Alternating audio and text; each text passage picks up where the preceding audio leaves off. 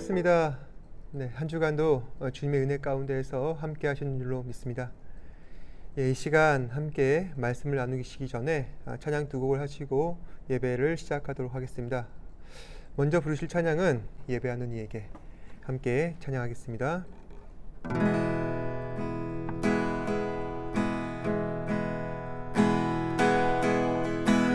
주님만이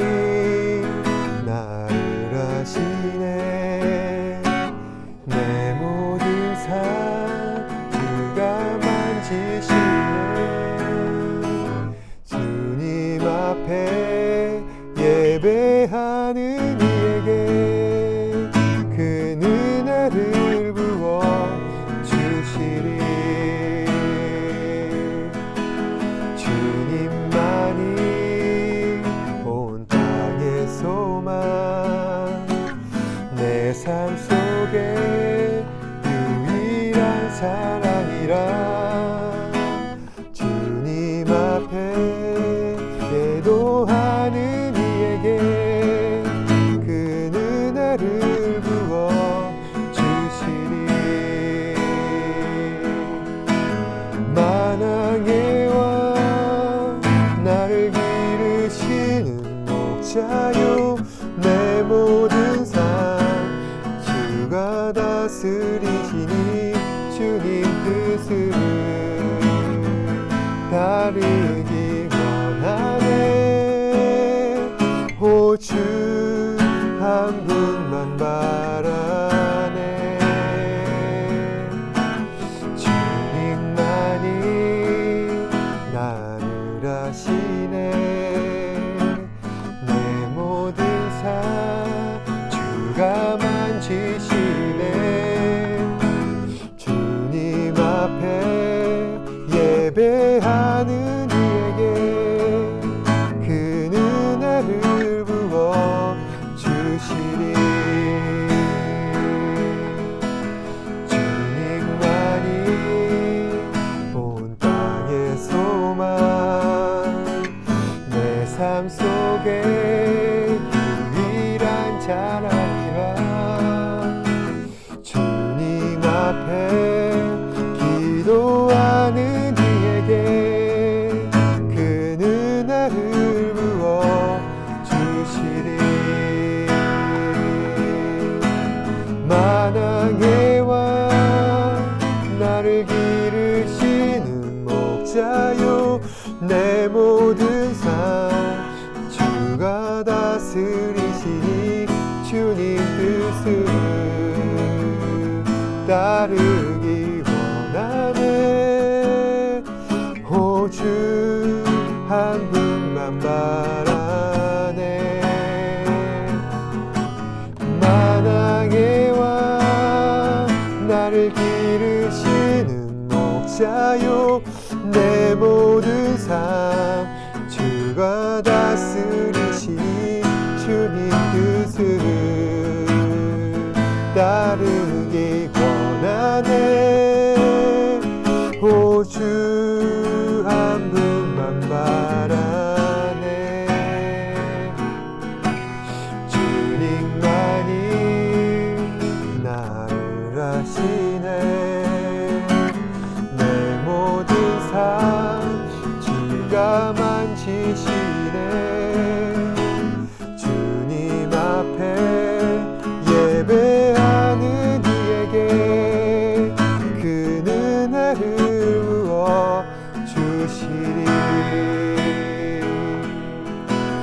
주님만이 온 땅의 소망, 내 삶 속에 유일한 자랑이라.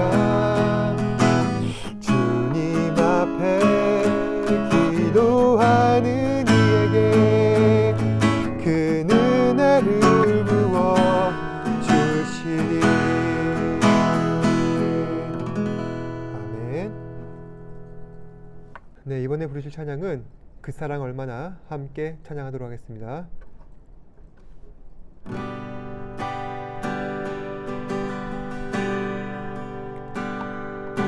다 표현 못해도 나 표현하리. 고백 못해도 나 고백하리라. 다 할 수 없어도 나 알아가리라. 다 닮지 못해도 나 닮아가리라. 다 표현 못해도 나 표현하리라. 다 고백 못해도 고백하리라. 다 할 수 없어도 나 알아가리라. 다 닮지 못해도 나 닮아가리라. 그 사랑 얼마나 아름다운지, 그 사랑 얼마나 날 부욕해 하는지, 그 사랑 얼마나 크고 놀라운지, 그 사랑 얼마나 나를 감격하게 하는, 그 사랑 얼마나 아름다운지, 그 사랑 얼마나 아름다운지, 그 사랑 얼마나 날 부욕해 하는지, 그 사랑 얼마나 크고 놀라운지를, 그 사랑 얼마나 나를 감격하게 하는, 그 사랑 얼마나 나를 감격하게 하는지, 그 사랑 얼마나 나를 감격하게 하는지.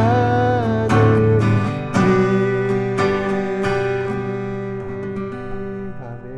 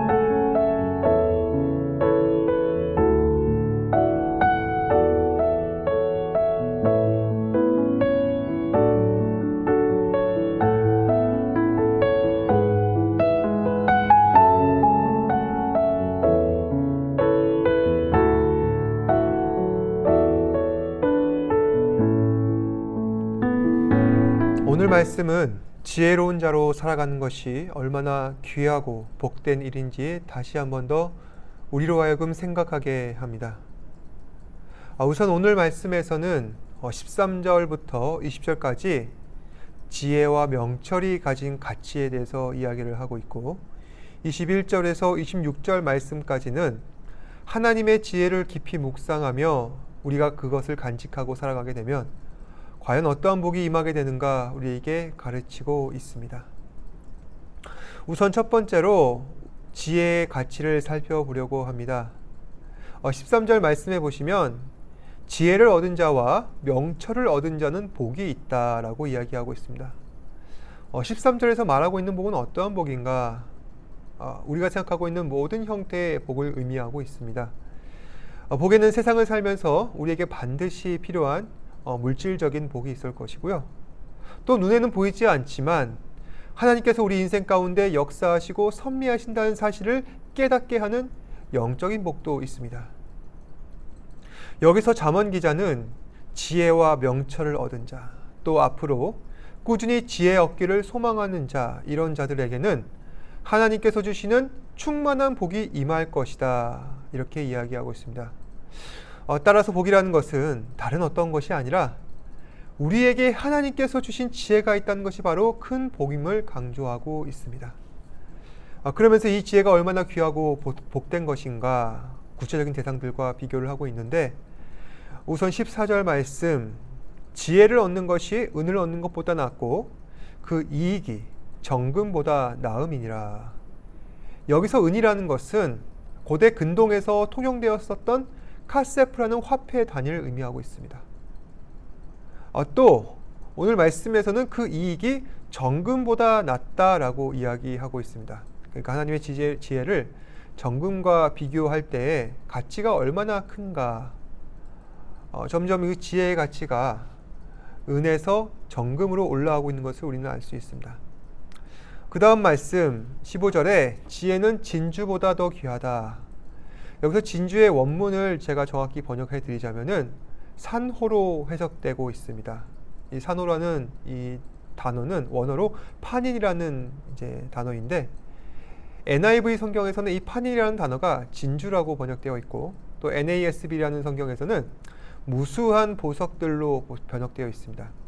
그러니까 은이나 금보다 더 귀한 진주로 번역한 이 판인의 가치가 하나님의 지혜와 비교해 봤을 때 얼마나 크고 또 귀한가. 하나님의 지혜가 더 귀하다는 것입니다. 마지막 15절 말씀, 너의 사모하는 모든 것으로도 이에 비교할 수 없다. 여기서 사모한다는 말의 의미는 기쁨을 의미합니다. 또 즐거움을 의미합니다. 다시 말해서 13절부터 15절까지는 지혜와 명철을 얻는 것이 얼마나 귀하고 복된 일이냐. 은이나 금이나 보화들이나 또 우리가 세상 가운데에서 상상할 수 없는 그 어떤 기쁨보다도 하나님의 지혜와 명철을 얻는 것이 더 귀하고 복되다고 이야기하고 있습니다. 그러니까 점층적인 대조법을 사용해서 지혜와 명철의 가치를 강조하고 있는 것입니다. 하지만 지혜와 명철이 우리에게 주는 물질적인 유형적인 복이 과연 이러할진데 보이지 않는 하나님의 영적인 복은 얼마나 귀하고 크겠는가. 그래서 16절에서 18절까지 말씀은 지혜가 우리에게 주고 있는 영적인 복의 구체적인 가치에 대해서 설명하고 있습니다. 우선 16절 말씀, 그 우편에는 장수가 있고 그 좌편 손에는 부귀가 있나니. 여기서 잠언 기자는 지혜를 의인화하여서 묘사하고 있습니다.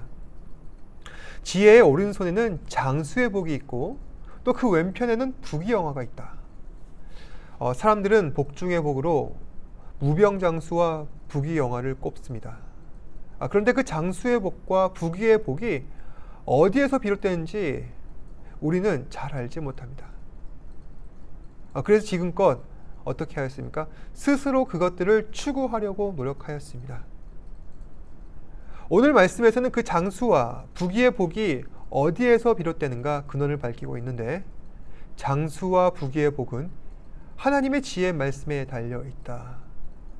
다시 말해서 하나님께 무병장수와 부귀영화가 속한 것이다.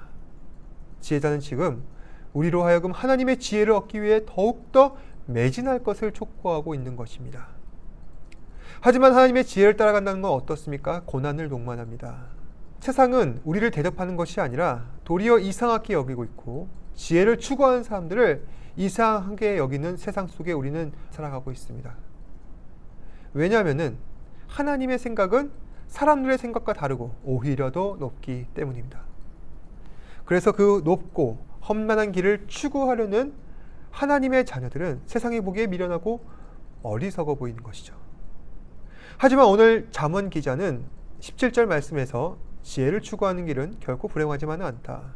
그 길은 즐거운 길이요 그의 지름길은 다 평강이라. 이렇게 이야기하고 있습니다. 그럼 과연 지혜를 따르는 자가 누리게 되는 평강과 즐거움이란 무엇을 의미하는가? 18절 말씀입니다.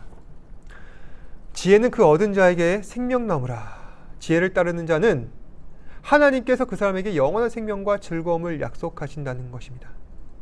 하나님의 지혜 속에는 우리를 구원하시는 하나님의 약속과 섭리 그리고 영원한 생명이 함께합니다. 따라서 세상 그 어떠한 것도 하나님의 지혜 말씀에 비교할 수가 없습니다. 은이나 금, 진주, 우리의 마음을 기쁘게 하는 그 모든 것들이 우리 앞에 있다 할지라도 그것들과 지혜를 바꿀 수는 없다. 왜냐하면 지혜는 재물의 복이나 부귀영화, 성공을 주지 못하는 그러한 놀라운 은혜를 우리에게 주고 있기 때문입니다. 바로 영원한 생명. 따라서 지혜를 가진 자는 복되다는 것이죠. 19절에서 20절 말씀까지는 영원한 생명을 주는 지혜가 과연 우리에게 어떠한 능력을 펼쳐 보이는가, 한 가지 예시를 들어서 우리에게 설명하고 있습니다.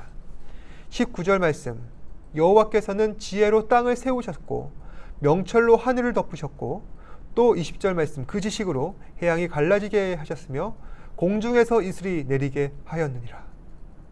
다시 말해서 하나님의 능력, 섭리, 이 땅과 하늘의 징조가 어떻게 이루어졌고, 또 그 모든 조화와 섭리로서 말미암아 현재 우리가 누리고 있는 모든 자연의 변화와 이치가, 그것은 모두 하나님의 지혜로 나타나게 되었다는 것입니다.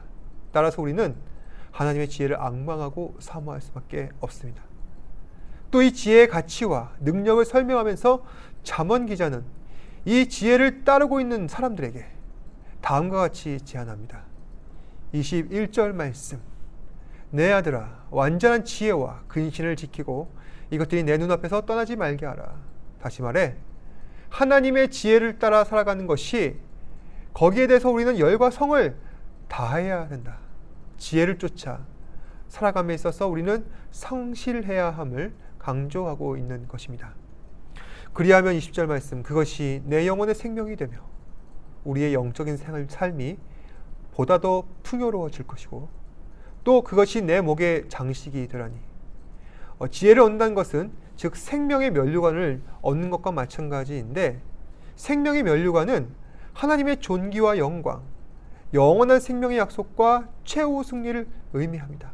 즉 하나님께서 우리와 함께 동행하시고 최후 구원을 얻기까지 쉬지 않으시고 일하시며 우리와 함께 왕노릇 하신다는 것입니다. 또 23절 말씀, 내 길을 평안히 행하겠고 내가 누울 때 두려워하지 아니하겠고 너는 갑작스러운 두려움도 악인에게 닥치는 멸망도 두려워하지 아니하리라. 하나님의 지혜 아래 거하는 사람, 그 지혜로 말미암아 근신하는 사람, 지혜를 따라 열과 성의를 다하는 사람은 더 이상 그 마음 가운데 두려움도 멸망도 임하지 아니할 것입니다. 단지 그 속에 하나님의 평강과 은혜만이 가득할 것입니다. 왜냐하면 26절 말씀, 여호와는 내 발을 지켜 걸리지 않게 하실 것이기 때문입니다. 하나님께서 지혜 안에 거한 자를 이처럼 지키시고 보호하십니다. 오늘 말씀을 통해서 이 지혜를 깨닫는다는 것이 얼마나 귀하고 복된 일인지, 또 지혜의 말씀에 순종하며 살아가는 것이 얼마나 감사한 일인지 다시 한 번 더 생각해 보게 됩니다. 우리는 날마다 말씀과 기도를 강조하며 그 중요성에 대해서 항상 배워왔습니다. 하지만 안타까운 것은 우리가 그토록 강조하고 있는 이 지혜의 말씀이 우리 일상에 있어서 너무나도 상투적으로 들려진다는 사실입니다. 왜 그럴까요? 그 이유는 열매가 없어서 그렇고요. 또 한 가지는 열매 없음에도 자꾸 지혜를 따라 꾸준히 살아가려는 우리의 근신이 부족해서 그렇습니다. 말씀대로 살았는데 응답하지 않는다거나 또 열매가 없다면은 물론 신앙생활의 의미, 그 가치, 효율성에 대해서 의심할 수밖에 없습니다.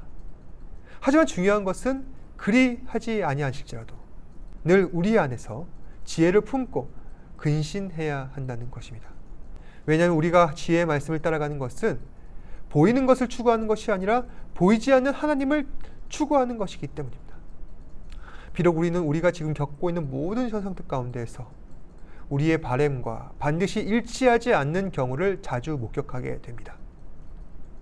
하지만 그렇다 할지라도 전에처럼 지혜의 말씀에 의존하여서 묵묵히 살아갈 때 우리는 언젠가 하나님께서 지정하신 때 약속하신 것을 반드시 이루신다는 것입니다.